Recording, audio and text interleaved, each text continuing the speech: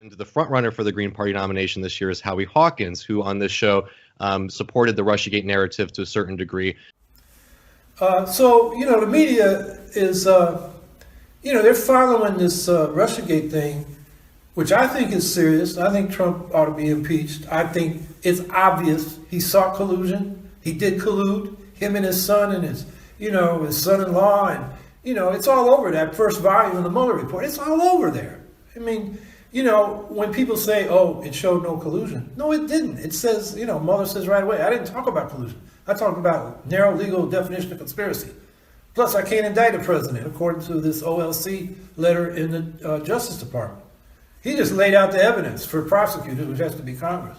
So Howie Hawkins pushing Russiagate as a Green Party person, the guy is intellectually impaired. I don't know what his emotional development is, but when he does something like that, that's a guy not to be trusted.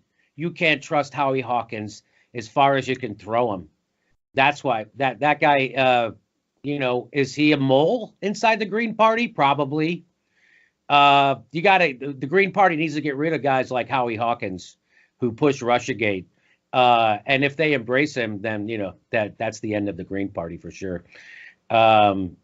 Jill Stein was on my show and she also castigated, it's a nice term, nice way to say that, castigated Howie Hawkins for doing that.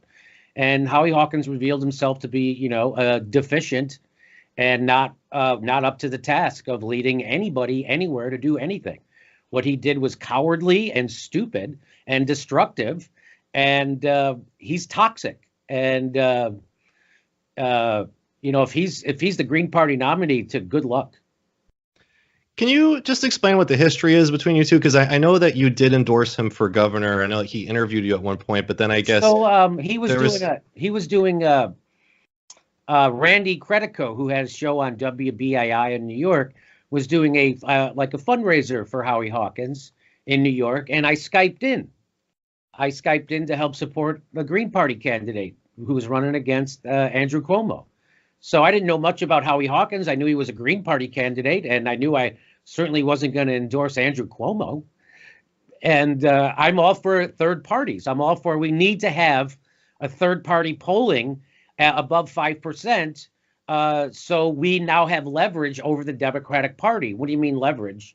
So leverage is when Hillary wins the nomination, she doesn't then appoint or pick a progressive as her vice president. She puts a conservative, somebody to the right of her.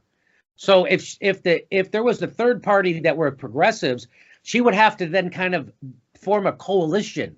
Otherwise, you're not going to win an election. If the lefty party is polling at 5, 6, 7%, you're not going to win a general election because you'll lose, right? So at that point you can't stick your thumb in the eye of the third party anymore. You have to actually reach out to them. Instead of what the Democrats do now is call them Russians and smear them and try to demolish them, so they never have to move to the left.